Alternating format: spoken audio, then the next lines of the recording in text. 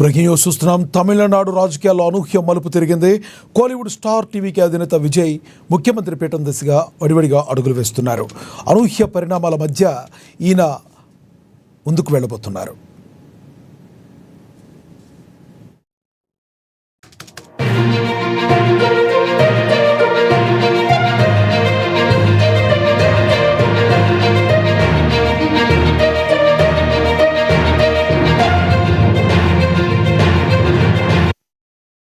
ఇక అన్నాడీఎంకే ఎమ్మెల్యేలు విజయ్కు జై కొట్టడం దేశవ్యాప్తంగా హాట్ టాపిక్గా మారింది.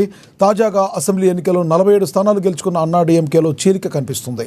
చెన్నైలోని మాజీ మంత్రి సివి షణ్ముగం కార్యాలయంలో సమావేశమైన 35 మంది అన్నాడీఎంకే ఎమ్మెల్యేలు విజయ్కు మద్దతు ఇవ్వాలని ఏకగ్రీవంగా నిర్ణయించున్నట్లుగా సమాచారం.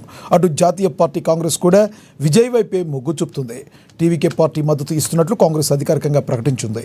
ఈ మేరకు ఒక లేఖను కూడా విడుదల చేస్తుంది. అయితే మతవాద శక్తులతో చేతులు కలపనంత కాలం మాత్రమే తమ మద్దతు ఉంటుందని కాంగ్రెస్ స్పష్టమైన కండిషన్ పెట్టింది.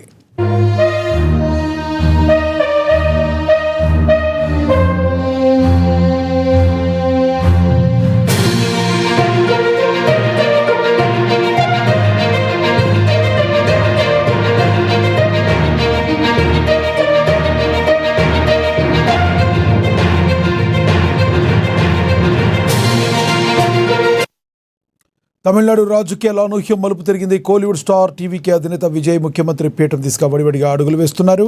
ఇక ఇదే విషయానికి సంబంధించి మరింత సమాచారాన్ని మా ప్రతినిధి హరీష్ అందిస్తారు ఫోన్ ద్వారా.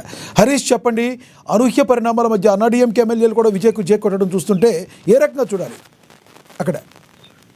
రైట్ లక్ష్మీనాగ్, తమిళనాడు రాజకీయాలు చాలా నాటకీయ పరిణామంగా కనిపిస్తున్నాయి ప్రస్తుతం అక్కడ ఉన్నటువంటి పరిస్థితి చూసుకుంటే. ఎందుకంటే తమిళగ వెట్రి కజగం అధినేత విజయ్ స్థాపించిన పార్టీ ఏతుందో తన రాజకీయ అరంగేటంలోనే అద్భుతమైన విజయం సాధించి ముఖ్యమంత్రి పీఠం దిశగా అడుగులైతే వేస్తా ఉన్నారు.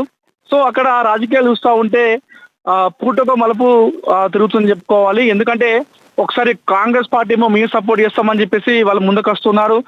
ఒకసారి ఏమో టీవీకే పార్టీ మాకు కాంగ్రెస్ పార్టీ మద్దతు కావాలని చెప్పేసి వాళ్ళు చెప్తా ఉన్నారు. మరొకసారి అన్నాడీఎంకే పార్టీ ప్రస్తుతం తెరపైకి వచ్చింది, మేము కూడా సపోర్ట్ చేస్తామంటూ కూడా తెరపైకి రావడం జరిగింది.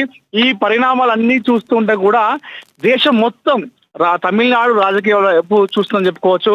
అయితే ముందుగా టీవీకే పార్టీకి కాంగ్రెస్ పార్టీ అధికారంగా మద్దతు ప్రకటించింది. కాంగ్రెస్ పార్టీ తరఫున గెలిచినటువంటి 5 ఎమ్మెల్యేలు విజయ్ ప్రభుత్వ ఏర్పాటుకి మద్దతు ఇస్తారని చెప్పేసి ఏఐసిసి అఫీషియల్ గా మనకు ఒక ప్రకటన అయితే వెల్లడించింది. అందులో ఒక షరతు కూడా పెట్టింది, ఒక కండిషన్. మతవాద శక్తులతో చేతులు కలపకపోతేనే మేము మీకు సపోర్ట్ చేస్తాము, మీ పార్టీ అధికారానికి రావడానికి మా మద్దతు ఉంటుందని చెప్పేసి కాంగ్రెస్ పార్టీ టీవీకేకి ఒక షరతు కూడా పెట్టడం జరిగింది. సో బీజేపీ, అదేవిధంగా బీజేపీ మిత్రపక్షం అయినటువంటి అన్నాడీఎంకే, బీజేపీతో సంబంధం ఉన్నటువంటి ఏ పార్టీ అయినా సరే వాటితో మీరు టీవీకే పార్టీ కలవకపోతేనే కాంగ్రెస్ పార్టీ సపోర్ట్ చేస్తారని చెప్పేసి కండిషన్ కూడా పెట్టడం జరిగింది కాంగ్రెస్ పార్టీ టీవీకే. ఇది కేవలం అనుకోవాలి, కాంగ్రెస్ కి అక్కడ అంత లేదు కదా, కేవలం 5 సీట్లు మాత్రమే ఉన్నాయి, వేరే వాళ్ళు కలుపుకుని వెళ్లాల్సిన పరిస్థితి ఉంది కదా. ఎస్, అంటే దేశంలో మనకు చూసుకుంటే 2 ప్రధాన పార్టీలు, ఒకటి బీజేపీ, అదేవిధంగా కాంగ్రెస్ పార్టీ. అధికారంలో బీజేపీ పార్టీ ఉన్నప్పటికీ దేశంలో ప్రతిపక్షంగా ఉన్నటువంటి పార్టీ ఏదంటే అది కాంగ్రెస్ పార్టీ. సో అంటే స్టేట్ లో 5 సీట్లు గెలిచినప్పటికీ కూడా విజయ్ భావజాలం కావచ్చు, అదేవిధంగా కాంగ్రెస్ భావజాలం కావచ్చు, కాస్త 2 కూడా సిమిలారిటీ సేమ్ ఉంటాయి, సెక్యులర్ భావజాలం కాబట్టి. సో బీజేపీకి వెళ్ళేటువంటి అవకాశం లేకపోండి అని చెప్పేసి మనం అనుకున్నాము. అయితే ఈ నేపథ్యంలో కాంగ్రెస్ పార్టీ మీరు సపోర్ట్ చేయాలంటే మాత్రం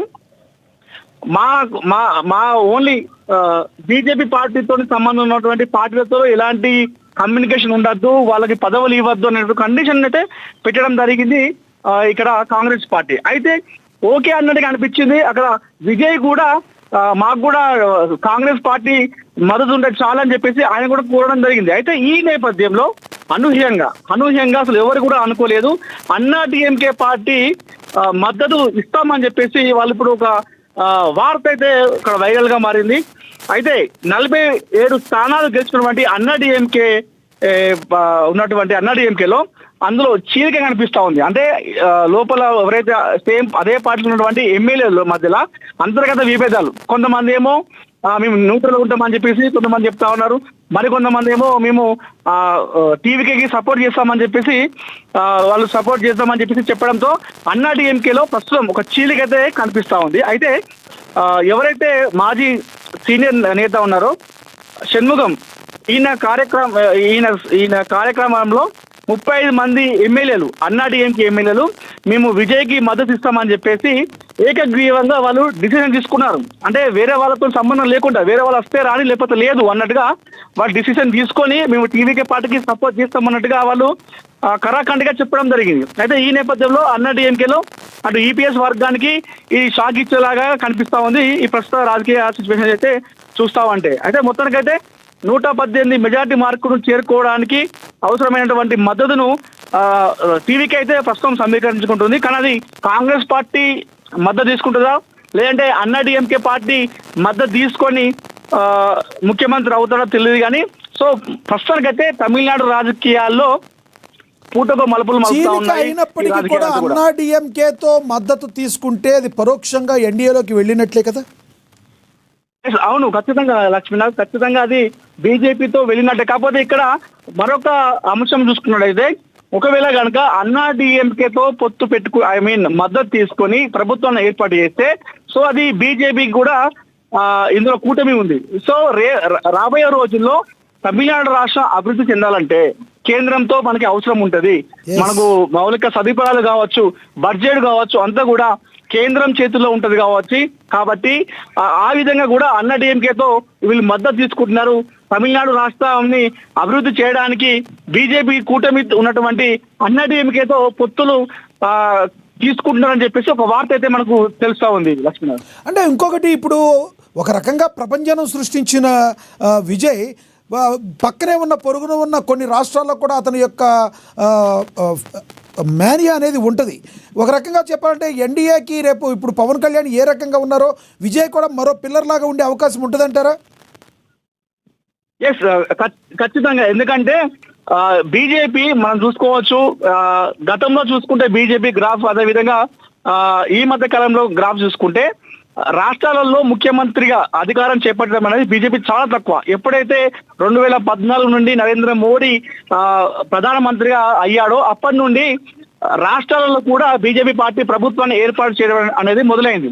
కానీ ఇది నార్త్ ఇండియా వరకే మనకు అక్కడికే అయిపోయింది. సౌత్ ఇండియాలో బీజేపీ పార్టీ అధికారంలోకి రావడం అనేది చాలా కష్టం అని చెప్పుకోవాలి. కానీ ఈ మధ్య కాలంలో బీజేపీ స్ట్రాటజీ చూసుకోవచ్చు. అటు ఆంధ్రప్రదేశ్ లో పవన్ కళ్యాణ్ లాంటి వాళ్ళని కావచ్చు, అదేవిధంగా అన్నమలై లాంటి వాళ్ళని కావచ్చు, సో కొంతమంది యువతను బయటికి తీసుకువచ్చి సౌత్ ఇండియాలో కూడా బీజేపీ జెండా పాతాలి, సౌత్ ఇండియా రాష్ట్రాలలో కూడా బీజేపీ జెండా ఎగరవేయాలనే ఉద్దేశంతో ఇలాంటి పావులైతే కదుపుతుంది. ఈ నేపథ్యంలోనే విజయ్ని కూడా వాళ్ళు అన్నాడీఎంకే పార్టీతో మద్దతు తీసుకొని చూస్తే రేపటి రోజున భవిష్యత్తు కార్యాచరణ సౌత్ ఇండియాలో బీజేపీ పార్టీని ఈజీగా మనం పవన్ కళ్యాణ్, విజయ్, అన్నమల ఇలాంటి వాళ్ళతోనే మనం ఈజీగా ప్రభుత్వాన్ని ఏర్పాటు చేయొచ్చనే ఉద్దేశం అయితే కనిపిస్తా ఉంది బీజేపీలో. Thank you Anil.